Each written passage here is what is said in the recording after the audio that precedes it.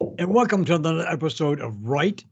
When we are interviewing author Tom Frye and his book, Here There Be Dragons.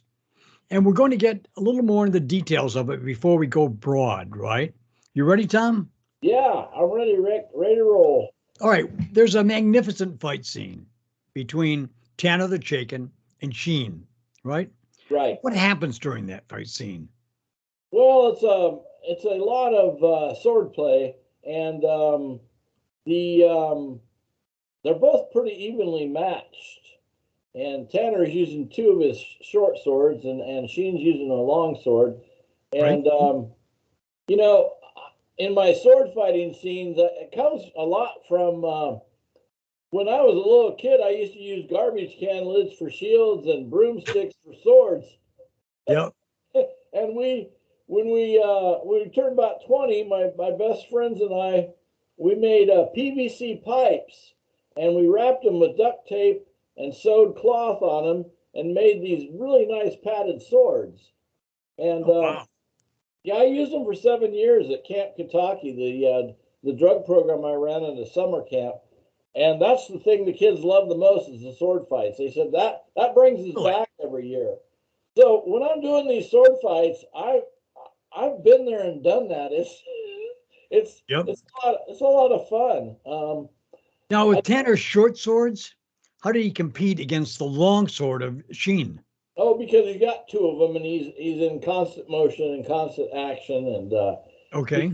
he finally slams the blade down, and it ends up in the ground, and he knocks it finally out of his hands. Now that's Sheen's blade, right? Stuck in Yeah, the ground. and Sheen backs off. I was gonna kill him, but I thought he's too cool of a character to die right away. Now, what were the horn blasts that interrupted them? Well, those are the Dark Elves coming. They're riding on these boar-headed beasts that are kind of like wargs kind of like out of Lord of the Rings. They're long-haired, long pale hair, dark elves from Loch Shean, and they start a battle with Black Stag and Karen Sky, and it's just a distraction from the sword fight, actually. Okay. Now, when Sheen's sword gets stuck in the ground, he runs away from Tanner, Right, and he runs up a bank. right. And Alex and Tanner follow up the bank. But what do they see that's so disturbing? This Well, fight? the battle is taking place below. There are a whole mess of dark elves and Creed Blackstag and Lady Karen Sky are involved in the battle down below, and they watch it. And they're two of my main characters. They're kind of like legendary, over the top characters. Right? Uh, and Creed has been in all my stories since day one, and he's an elven bard. He's a bard chieftain, and he started the Order of the Lion, which is the line of kings that Briar belongs to, and Okay. and he started the Order of the Lion to promote and put these kings in place. And Lady Karen Sky is part of that. She's a priestess of the Unseen War. Um, she um, she uses faith more than magic. I don't know if you Jesus, ever what more than magic? faith. Faith. Yeah, Okay. in Dungeons and Dragons, there are clerics and magic users, and thieves and rangers and fighters. There's all kinds of groups, and I wanted to have a not a religious group, but a group that used faith, and it's almost like magic. I sometimes think I use magic when I'm writing my stories because everything is dependent on faith. That this Right? is finally going to be published someday, and yeah. So Karen Sky and Creed are both in line with each other, and Now, is faith a power in your stories? yeah, yeah. They when the when the first line of the Lion Kings came about, King Roran, he was in desperation. He breathed a prayer to the High One of Justice, and the High One is All my right. godlike character in the book. In Dungeons and Dragons, there's tons of gods they use, but in mine, there's just one, and he didn't play a big part, but he did send the 7 guardians here, and they brought the Sky Stone, and they brought the Lion Stone, and the Lion Stone is what is on the Lion King's sword to empower it. Ah, but what role did faith play in that? Well, that was Roran uttered a prayer, and the High One blessed him with that and sent the 7 guardians down here because he heard his prayer. He heard him cry out, and Okay. yeah, so yeah, And that's sort of faith-based, right? yes, yes, All right. Now, you don't tell me a little bit about Lady Karen Sky, what she represents in the story. right. I'd appreciate it if you expand on that, right? She's a guardian of Jace Storm and Kyrell Redleaf. She owns a manor and she owns a mine, a diamond mine, a jewel mine, and she's pretty rich. And she takes in the 2 boys and she trains them and she teaches Right. them and she teaches them all the legends and all the legacies and but like I said, she's a priestess of the unseen war, and All and right. she uses her faith a lot, which is connected to magic. I mean, it ignites the magic, but I think I think a lot of people are inspired by faith. Which is a more powerful, faith or magic? I think faith. Faith is more powerful, right? Yeah, yeah. And I'm not being religious at all. I'm not even erring on the side of spiritualness, but it's a part of life. People neglect that, and a lot of people don't have it, and they get lost. And Right. so I think faith is a way to connect, and I don't play heavy on that at all, Right. but it's important in my life. Right. Now, the And ancestral blades of the House of Sky and Stag yeah, are what they wield, right? They go into right, battle with that, right? What do right. they represent? Well, Tell us a bit about them. the Black Stag's father, um, Right? he he left a message behind in a wolf den. He was wounded. He was chased down by a bunch of demons, and he was wounded, mortally wounded, and he took refuge in a wolf den, and he left a message for Creed about one of the blades that Right? he inherits. And So there's a long line of black stags. There's a long line of elven, you know, fighters that champion good and conquer evil. And the same with Karen Sky. She's from the same line. She has a long line of ancestors that were women warriors, wizard warriors. So yeah.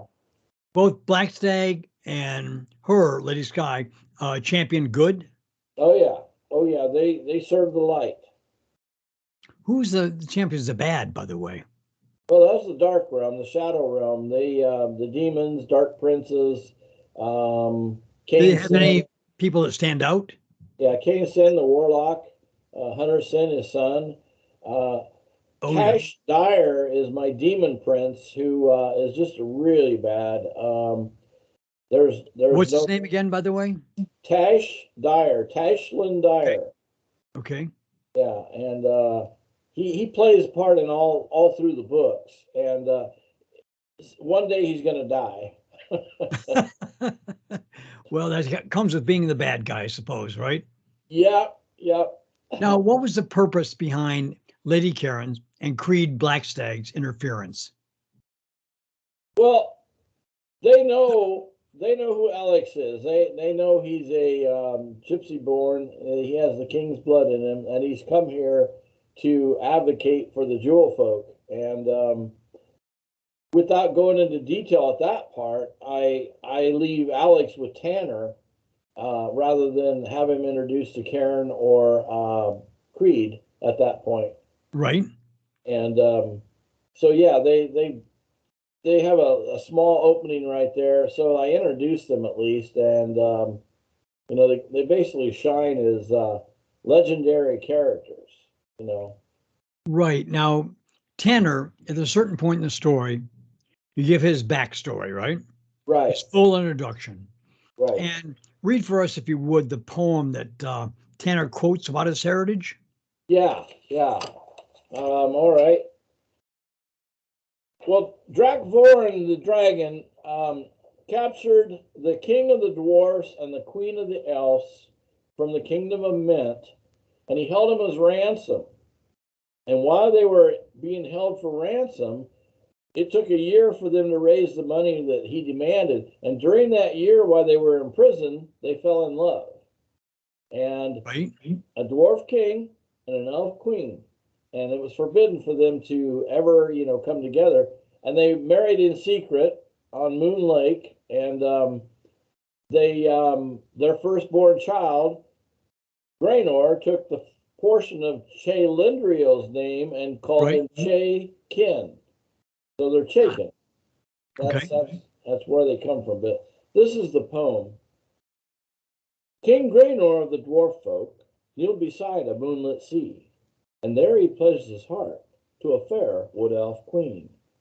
Defying ancient law, beneath the stars they wed, the first forbidden union, their vows in secret said. Then one autumn morning, to them was born a son, and two races of the fair folk became joined as one. Thus began the legacy of the children of the woods, bright shining forest gems, a race misunderstood. For dwarven sages wise and elven priests of light proclaimed these small folk were demons of the night. Wow, it's good. Yeah. It's really great. I mean, honestly, it says a lot about Tanner's background, right? Yeah, and without going into a lot of detail about it, and he expands on it later, you know, you learn that the Chaikin there have been a crusade against them all these years, and they were forbidden. They were a race misunderstood, you know. Wow. Now, an elf and a dwarf was a marriage, right? Right. How big is an elf and how big is a dwarf? A dwarf could be 5 feet tall, but this, you know, in this case, he's about 4'5", and she's probably almost 6 foot. But Oh, really? It's possible. Wow. Okay. All right. All right. What was the reaction of the elven priest to the union of Queen Chelendril and King Graynor? It's forbidden. It's forbidden them for them to mix like that. And yeah, the holy scriptures that they read say that they are should be banned and should be shunned. And later in the book, I go into that with Gideon and Brennan. They have a big argument over the jewel folk, and Gideon is hardcore as far as applying scripture to that union. He just thinks it's just terrible that, you know, a race of people come out of this union that was forbidden. Wow. So the elven priests were the one that condemned them, the two of them, right? Right, and dwarven sages, and they were responsible for all the prejudice against them, Chaikin, right? Yep. Oh my God. All right. Well, how on earth was it possible that King Finn honored Chaikin by ending the Crusades, and forever after, Chaikin were known as a jewel folk? Well, they were in a terrible battle against this demon horde, and they came from the Shadow Realm, and they were being beaten. And the Chaikin came with these wind ships, and they were granted these jewels from the Lion's Stone. The Lion's Stone produced a whole mess of jewels that were placed in the hilts of their swords that made their swords into jewel blades. And they light up, and they're the only things that can actually slay demons. And so these Chaikin come into the battle and they just massacred this demon horde and won the day. And King Finn decided that, you know, they were saviors. They were not bad folk and they should be accepted. He So decided then and there that they weren't bad, right? yeah, he named them the Jewel Folk, and that's where that name comes from. And ever since that time, there's no prejudice against them, right? No, well, amongst I mean it lingers, but amongst the rulers, the king and the king of the dwarfs, um, and Karen Sky and Creed, no, they have accepted them and Right. they promote them. Was good, good. All right. Yeah, and that's why Alex is an advocate of them because later in the story, he has to reestablish it that they have a place in the three races. Okay. Now, Alex says that his world, our world, knows Right. evil too. And he cites the example of Vlad the Impaler. Oh Could you yeah. tell us a little bit about what he did that made him Well, so heinous? yeah, Alex comes from Wallachia. He was born in Wallachia. He's a gypsy chief, Singain of the Singain race, and they in Egypt, the Singain were the ones who hid Joseph and Mary when they had baby Jesus, and Herod was trying to kill all 2-year-olds. And Oh, really? yeah, yeah. And so, I mean, that's where the word gypsy comes from, Egypt. They were Egyptians.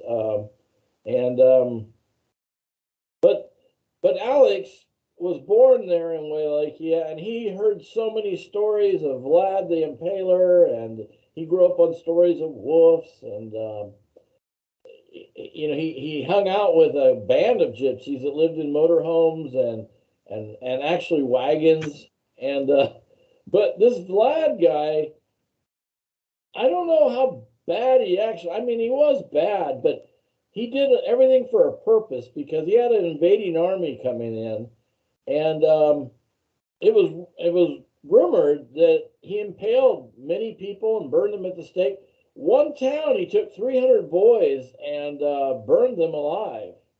And but he was, I don't know, he was trying to persuade the enemy not to come into their land because Why would he burn the boys, though? just to show how bad he was, you know, I guess he and, was a bad guy then, wasn't he? and impaling them on stakes. I mean, ooh, Jesus. yeah. Wow. Not The a boys, the only people he impaled on stakes? Well, some of the townspeople too, but there was there were there was one town that he took 300 boys and did that to. That's what the story is anyway. I don't know. Maybe it's just propaganda, you know, to say how bad he was and to stay out of our land. I don't know. I've read a But little yeah, bit about Vlad, and since we're going to discuss him today, and he really does come off as quite evil.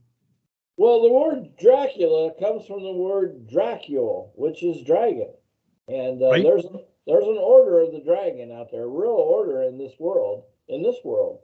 Right? That people belong to. I don't think they're Freemasons, but I think they're Knights of the Dragon. Right. And so Dracula means I dragon. can say for sure they're not Freemasons. Okay. Okay. So I can tell you that for sure. Okay. But let's see. Is that all he did? Impaled 300 boys, or did he do much more than that? Oh, I think he did a lot more. I don't know where the rumor was that he sucked blood and drank blood. That's probably more propaganda. But who knows? Maybe he did. I don't know. Yeah, He he might have, right? He might have, right? He imprisoned a lot of people. Put them in his dungeons and kept them there, and Wow. you know. So yeah, so Alex is saying, yeah, we got evil in this world too. Right, right. The perfect example. Or Hitler, Yeah. the Oh yeah. perfect example, right? Now, Right. how is Alex and Tanner's journey the same? They are both on a quest to find a book, and this book has in it the 7 words that control the 7 dragons of the dread. Okay.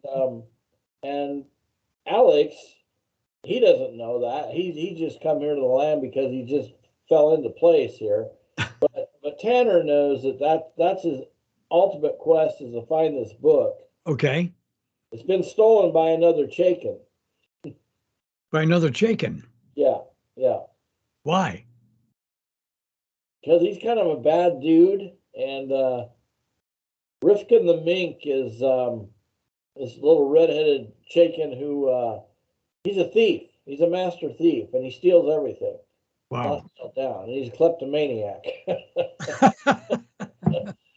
and he steals his book. And Lady L'Oreal, the Lady of the Woods, she goes after him and she gets it back. But in it are these 7 words of power. And right. They're the only thing that control these dragons. And in toward the end of the book, Alex gets a hold of that book and he learns those 7 words. And he's able to control the dragons that way. Now, and destroy him and slay him. How was Alex and Tanner's journey the same, though? Well, they're both on the same quest that to recover the book? Yeah, yeah.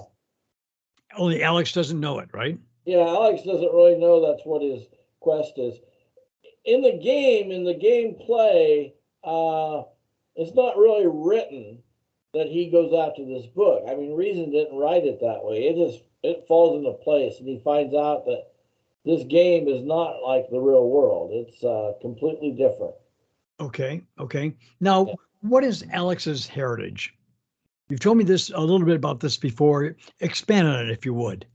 Well, his father is a biker from America, right? Who met a gypsy woman in Wallachia, and they had Alex, and his father left. He left and went back to America, and she finally moves here to America, and she doesn't ever tell him who his father is. He ends up being Gypsy, the warlord of the Elder's Den, which Lucas's father belongs to. He's the president of the Elder's Den. And Lucas and Alex become friends, and later on in the book, Alex learns that Gypsy is his father. And oh wow, pretty hard nosed. He's not a nice guy. He abuses Alex. Not too bad, but he's physical with him.